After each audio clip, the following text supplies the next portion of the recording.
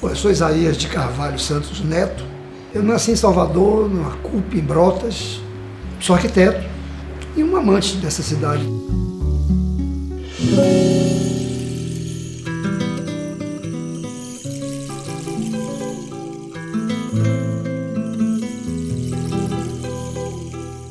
Minha mãe tinha morrido e mudei um pedaço da sala, tirei um grande tapete de gobelene que ocupava um pedaço enorme da parede. Ficou aquela coisa branca assim. Falei, o que eu ponho aí nessa parede, gente? O que eu vou botar aqui? Aí eu falei, eu vou botar uns desenhos, vou fazer uns desenhos.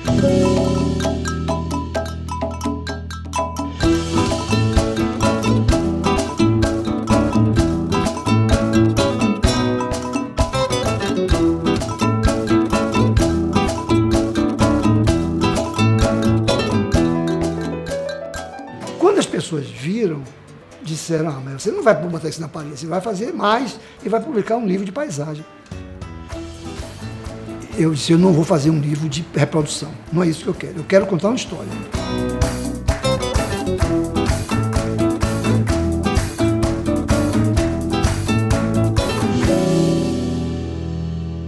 Esses desenhos todos são cópias de fotografia, ou de cartão postal, ou de fotos da família. O Ponte Limo foi até que eu encontrei como a mais próxima da fotografia. Se você estourar uma fotografia no computador, ela continua, ela se transforma em pixel, ela fica aquela coisa quadradinha. Então o ponto, de alguma maneira, tinha um pouco a ver com isso.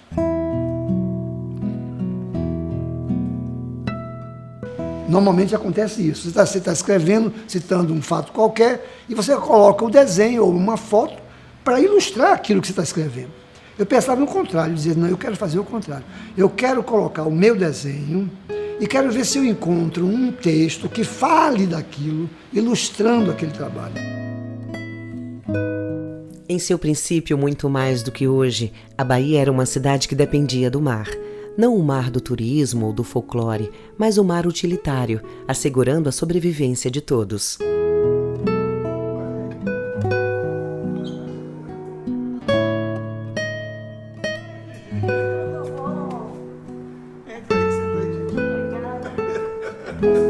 Para mim, um grande documento.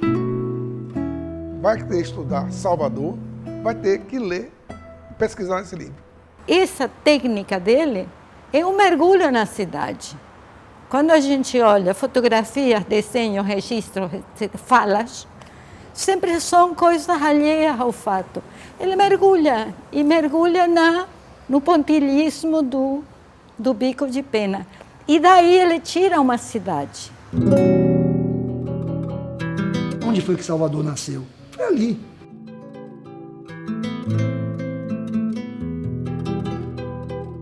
Então, a pessoa chegou de Caramuru, morou, os holandeses invadiram Salvador. Antes de tomarem conta da cidade, eles invadiram naquela enseada entre Forte Santa Maria e Farol.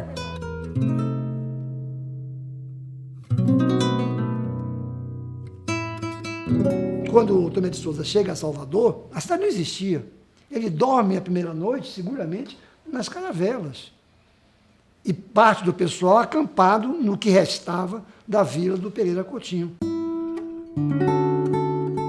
Nesse tempo, era de 1549, a povoação do Pereira estava reduzida a uma quase aldeia de índios, formada de palhoças em desordem, havendo antes a bugrada revoltada queimado os canaviais, arrasado os 2 engenhos do infeliz proprietário.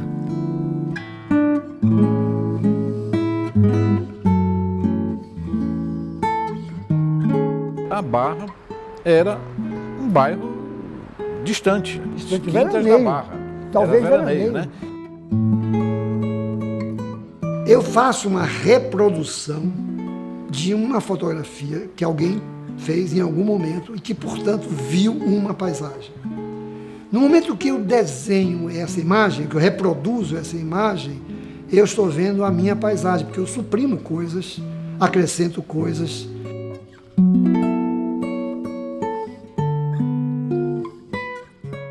A Igreja da Sé. A Igreja da Sé foi construída a partir mais ou menos de Mendiçá. Quer dizer, ela durou pelo menos 400 anos.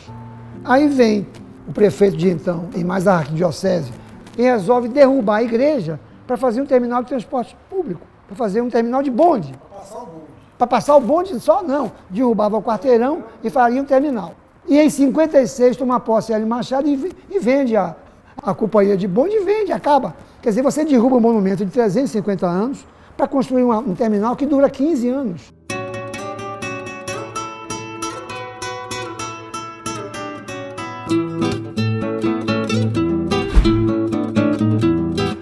E eu costumo dizer, rapaz, vocês já andaram na Vila 7, já foram do Campo Grande a pé até a Rua Chile, pra você ver quanto tempo de arquitetura você tem diferenciado aí.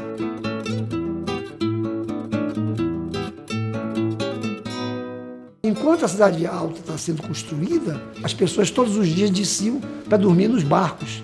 Então é ali que aparece o primeiro bar, o primeiro local de encontro de homens e mulheres para suas conversas, seus namoros, seus amores, enfim. É profana, claro. Já naquela hora, a notícia da inesperada morte de Quincas de Berro d'Água circulava pelas ruas da Bahia. Debulhou-se em lágrimas a graciosa negra Paula ante seu tabuleiro de beijus de tapioca. Não viria a Berro d'Água naquela tarde dizer-lhe galanteios torneados, espiar-lhe os seios vastos, propor-lhe indecências, fazendo-a rir.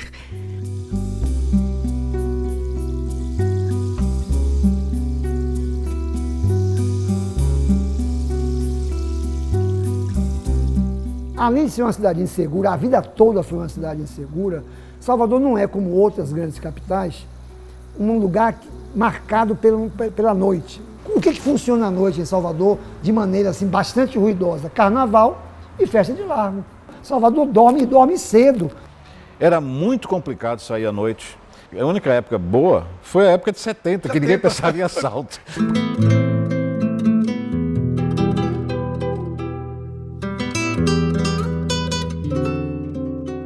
Quer ver um exemplo muito interessante? Dique. Nada mais central do que o Dique. A cidade está de costa para o Dique, completamente. É uma das áreas mais lindas de Salvador, que se transformou apenas numa rotatória de veículo.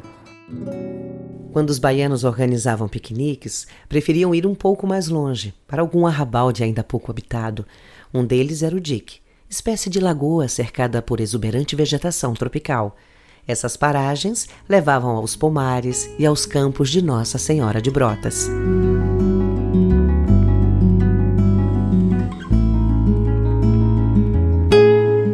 Salvador começou a cair desde que nasceu. E a paisagem construída de Salvador é um pouco a paisagem das contenções com que tentaram segurar essa cidade maluca, posta na parte mais alta da encosta, na mais perigosa, a que mais caía. A encosta é uma coisa que, para mim, é um quadro. Ela possibilita vários planos, aquelas coisas todas, que você tem uma dimensão interessante. Gostado que a marca de Salvador, visualmente falando, seja o elevador Lacerda, embora ele seja do século XX. O primitivo não, o primitivo é do século XIX. Mas o que eu acho interessante, o que dá a marca de cidade alta e cidade baixa, são as ladeiras. Acho que a primeira delas é Preguiça e a segunda, se não me engano, é Misericórdia. Eu acho que Preguiça é tão velha quanto Salvador. A partir dos anos 60, 70, você esquece a Baía de Todos os Santos. É como se ela deixasse de existir. E você se volta para o Oceano Atlântico, para o Mar Bravio e tal.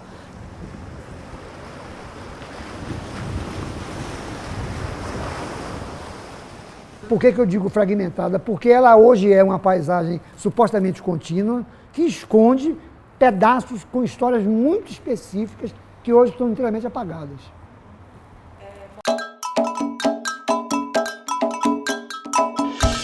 Tem que ver a pesca de xarel, a cantoria, a dança, porque a pesca era um espetáculo de dança, marcou a leitura da gente. Nós temos muitas fotos a respeito disso, dos negros, da sua força e tal.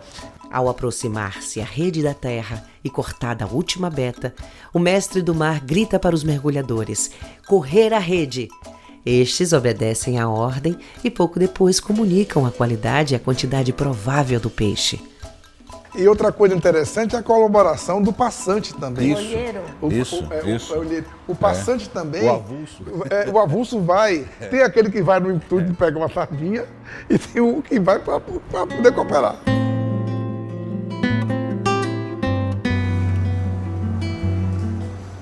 A gente precisa, sobretudo, gostar muito do lugar em que a gente vive. Sinto uma ligação umbilical com a cidade. Eu sinto essas paisagens.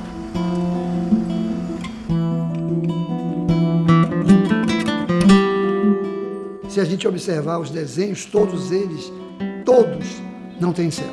O céu é fundo.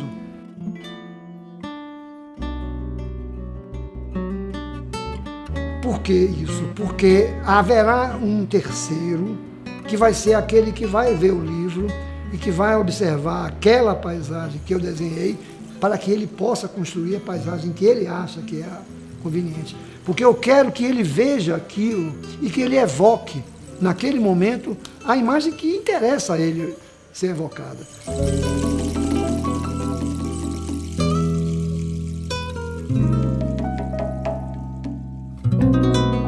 E ele pergunta, dessa baianidade, o que resta ainda? Eu quero que a pessoa que veja a imagem responda.